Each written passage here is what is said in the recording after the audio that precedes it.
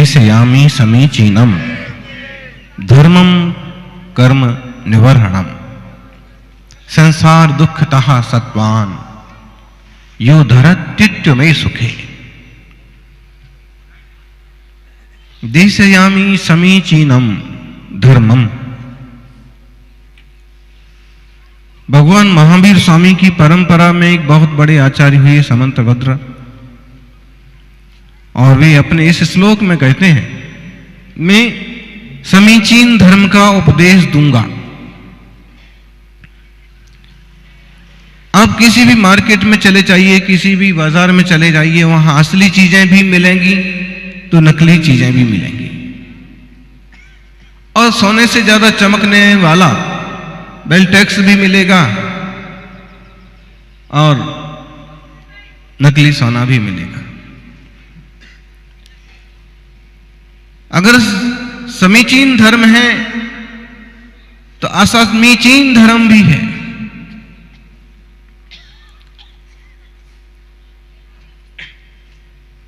जो आत्मा के लिए हितकारी हो, कल्याणकारी हो, समीचीन है। जो धर्म जैसा लगता तो जरूर है, लेकिन आत्मा के लिए नुकसानदायक है, वो असमीचीन है, दुखदायक है। इसलिए प्रतिज्ञा की है आचार्य देव ने कि मैं समीचीन धर्म को कहूंगा। देशयामि समीचीनम धर्मम कर्म निवर्हणम। धर्म से क्या होता है? कर्मों का नाश होता है, संसार परिभ्रमण टूटता है और आत्मा की शुद्धि का मार्ग खुलता है।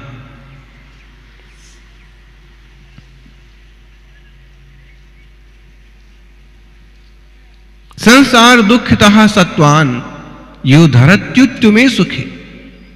और जो धर्म है वो संसारी दुखी जीवों को सुख में धारण करा देता है, रख देता है। धर्म का काम क्या है? जरूरत क्या है संसार में धर्म की?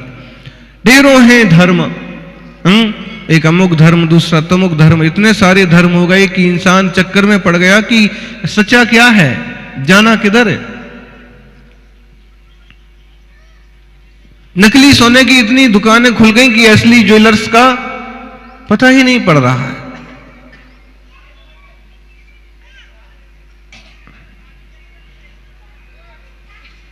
असल सोना है जिससे आत्मा सुख को उपलब्ध हो। धर्म क्या है? जो आत्मा को परम सुख में धारण कराए वो धर्म है। जो शांति प्रदान करे वो धर्म है। लोगों ने हिंसा में धर्म मान लिया है। कई लोग ऐसे हैं, बकरे को काटेंगे, मुर्गे को मारेंगे और कहेंगे धर्म हो रहा है। ये धर्म कैसे हो गया भाई? किसी के प्राण संकट में पड़ जाए, कोई दुखी हो जाए तो धर्म किस बात का?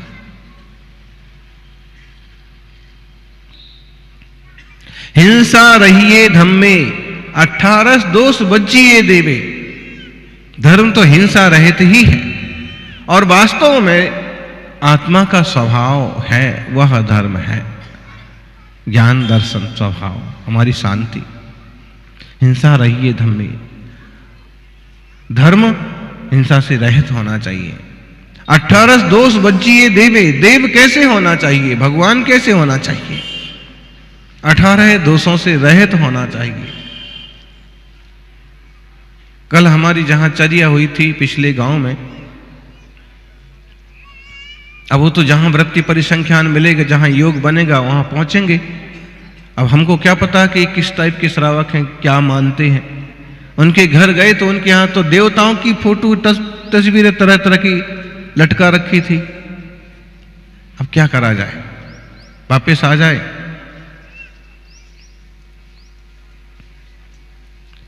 सच्चे देव की समझ नहीं है, सच्चे शास्त्र की समझ नहीं है, सच्चे गुरु की समझ नहीं है। अरे भाई कैसे होगा आत्मा का हित?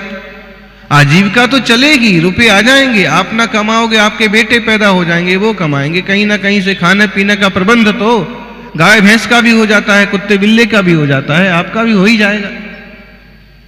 लेकिन इस जीवन का सारांश केवल क्या इतना ही है कि धन पैसा के पीछे भागते रहो? रुपए के पीछे भागते रहो, गांव छोड़ के भी मुंबई जाओ और उसमें भी धर्म छोड़ करके भी धन कमाओ। धर्म का मतलब है सच्चे देव शास्त्र गुरु की निकटता, उनका सानिध्य। उससे क्या होता है? हमारे मन की शांति होती है, जीवन की धारा बदलती है। धर्म जो आत्मा को सुख में धारण कराए वो धर्म है।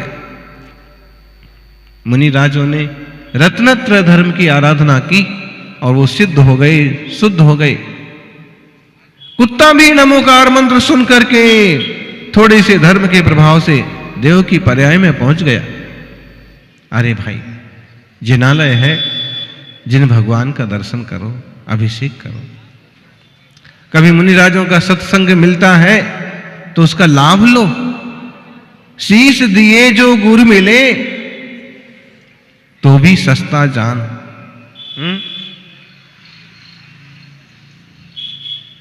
यह तन विष की वेलड़ी, गुरु अमृत की खान। शीश दिए जो गुरु मेरे तो भी सस्ता जान। लेकिन देख लीजिए, इस कलयुग में, आधुनिक जमाने में ये हाल हो रहा है कई लोगों का।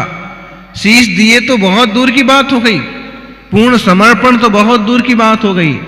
केवल आहार दिए से भी गुरु मिले तो भी उन्हें महंगा लगता है। एक गांव के एक श्रावक का किस्सा बताया। उसने तो बाकायदा हिसाब बना लिया था कि महाराज के आहार में कितना खर्च हो गया।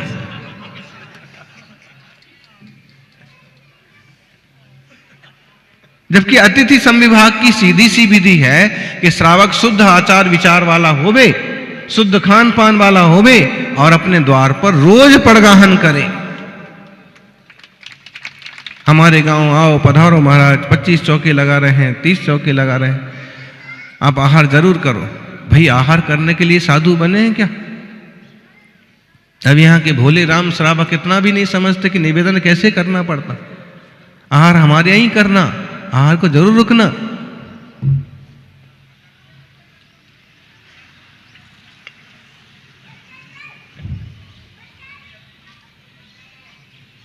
भाई, आहार, शुद्ध आहार की तैयारी करना, पड़गाहन करना, यहां तक तो आपके हाथ में है। लेकिन आहार हो ही जाएगा, पूरा हो जाएगा, इसकी कोई गारंटी नहीं है। वृत्ति परिसंख्या नहीं मिलेगा। बहुत बार होता है हमारे साथ, नहीं मिलता है वृत्ति परिसंख्यान। वृत्ति परिसंख्यान मतलब होता है विधि, नियम। श्रीपुर में भी हो गया था, उपास हो जाता, लेकिन किसी को सूझ गया और पड़गाहन में आम का फल लेके आ गए, पड़गाहन हो गया, नहीं तो उपास होता। तो आप क्या आहार कराओगे?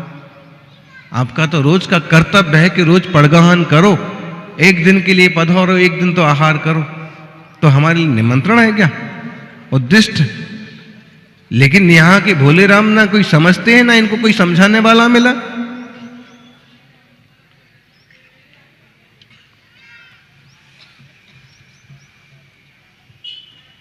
व्यवस्था नहीं हो सकती। भाई, क्यों नहीं हो सकती? एक भी श्रावक नहीं है समझदार, आचार विचारवान के पड़गाहन कर सके। एक बड़े गांव का किस्सा बताया। 2 मुनिराज वहां से गुजरे। अभी तो हमारे संघ सहज और फक्कड़ साधना करने वाला है, जिनको सेवा करना है वो साथ चलते हैं, साथ आ जाते हैं, कहीं भी पहुंच जाते हैं। नहीं करना है तो घर के द्वार पर भी साधक आ जाए तो कौन पूछता। बड़े गांव का है कि वहां किस हैं अध्यक्ष कहिए, मुखिया कहिए,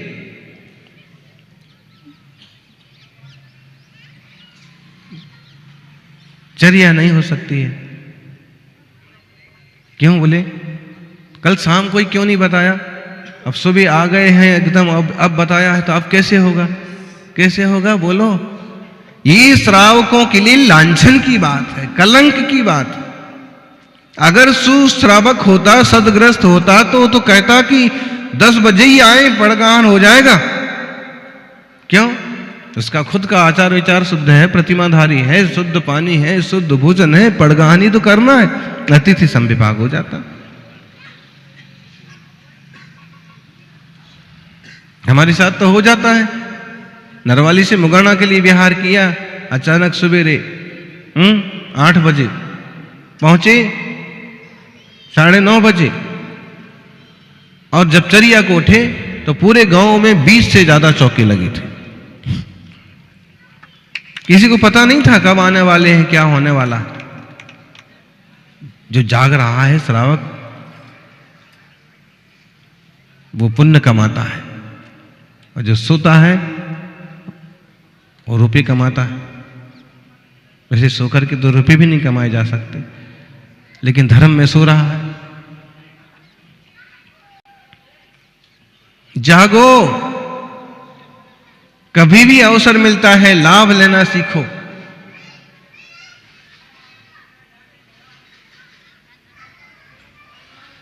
बड़ा मंदिर है, सुंदर मंदिर है, अभिषेक पूजा करने वालों से भरा हुआ होना चाहिए। लोग अपने अपने मंदिर की महिमा बताते हैं कि हमारे मंदिर में तो चमत्कार है, हमारे मंदिर में चमत्कार है, ये मंदिर में ऐसा चमत्कार हो गया, वो मंदिर में वैसा चमत्कार हो गया। लेकिन हम कहते हैं तुम्हारी फिजूल की बातें, ये कोई चमत्कार नहीं है कि दीवारें गीली हो गई, कि भगवान गीले हो गए, कि घंटा बज गया, कि ये हो गया। सच्चा चमत्कार जिनालयों का ये है, प्रतिष्ठा का ये है, गुरु के आशीर्वाद का ये सच्चा चमत्कार होता है कि जो मंदिर बना है वो हमेशा पुजारियों से भरा रहे, भक्तों से भरा रहे। गांव की रुचि जागे, भक्ति करने के लिए सब दौड़े, ये पहला चमत्कार है। चैतन्य चमत्कारी जिनेश्वर तो क्या चमत्कार करेंगे, वो सिद्ध शुद्ध भगवान परिपूर्ण संसार से पार है। देवी देवता ही कुछ करते हैं, लेकिन इस कलयुग में उन्हें भी क्या पड़ी। आप अपनी भक्ति के चमत्कार करिए, जहां श्रेष्ठ नमस्कार है वहां बढ़िया चमत्कार है। श्रद्धा भक्ति जगाइए, अपना जीवन बदलिए। व्याख्यानों और प्रवचनों से भी कोई फर्क नहीं पड़ता है जब तक कि खुद नहीं जागना चाहे, खुद नहीं सुनना चाहे।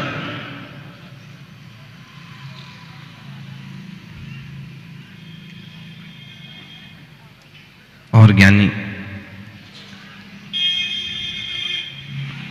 इस समीचीन धर्म, सम्यक धर्म, जिससे आत्मा का हित होता है, जीव को ये धर्म सुख वाली दशा में रखता है। अरे भाई, जब यही धर्म ध्यान करते हैं तो यही क्षण भर को शांति मिलती है। यही सामायिक करने बैठो तो बहुत सारे विकल्प टूटते हैं। यही अभिषेक पूजा भक्ति में शामिल हो जाओ तो एक क्षण भर के लिए, आधे घंटे के लिए और फ्रीपन महसूस होता है। यही तो सुख है। इसी में वृद्धि होती रहेगी, इसकी निर्मलता बढ़ेगी तो एक दिन परिपूर्ण सुख को भी जीव उपलब्ध हो जाएगा। प्रमाद मत करिए, जागिए, जानिए और धर्म ध्यान के मामले में बढ़िए। किसी दूसरे शहर में जाके कमाते हैं, कमाओ, लेकिन जब एक आधार बन जाता है तो उसको छोड़ करके गांव में ही वापस बसो, और जो मंदिर बनाए हैं, जो मंदिर बनाना है, ठीक से उसकी सेवा करो, भक्ति करो। जितना जरूरी था उतना कर लिया, कर्तव्य कर लिया, अब आगे का सोचो। भाई एक ही जीवन थोड़ी है, एक ही पर्याय थोड़ी है कि तुम हमेशा मनुष्य रहे आओगे। कभी जीवन बदलेगा भी तो। अपने गांव का मोह है, अपने मंदिर का मोह तो कम लोगों को होता है, लेकिन उस गांव में कितने साल रहने वाले हैं बोलो? कितनी जिंदगी बिताओगे? 50 साल, 100 साल, उसके बाद कौन से गांव जाएंगे? इसलिए गांव की, घर की दुनियादारी का मोह तो करने जैसा ही है ही नहीं। देव शास्त्र गुरु का मोह भी करने जैसा नहीं है। बस ये जरूर है कि वे मोक्ष मार्ग के साधन है, सुख शांति के साधन है। इसलिए देव शास्त्र गुरु का सानिध्य जरूर लेना चाहिए। सच्चे देव 18 दोषों से रहित हैं, यानी जिनके खुद काम क्रोध जीवंत हैं, जिनके खुद विकार भाव जीवंत हैं, उन देवताओं की शरण से किसको क्या मिलने वाला है? वीतरागता ही परम सुख है। इसलिए वीतराग देव सहस्त्र गुरु की आराधना।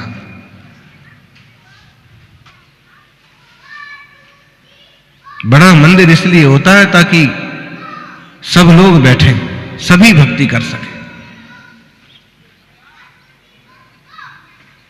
भगवान बड़े हो गए, मंदिर बड़ा हो गया, मन छोटा हो गया। भगवान बहुत हो गए, पुजारी कम हो गए। ऐसा नहीं होना चाहिए। प्रत्येक श्रावक का कर्तव्य है प्रातःकाल जनाभिषेक करना, मुनि संघ का पड़गाहन करना, ये श्रावक का धर्म है।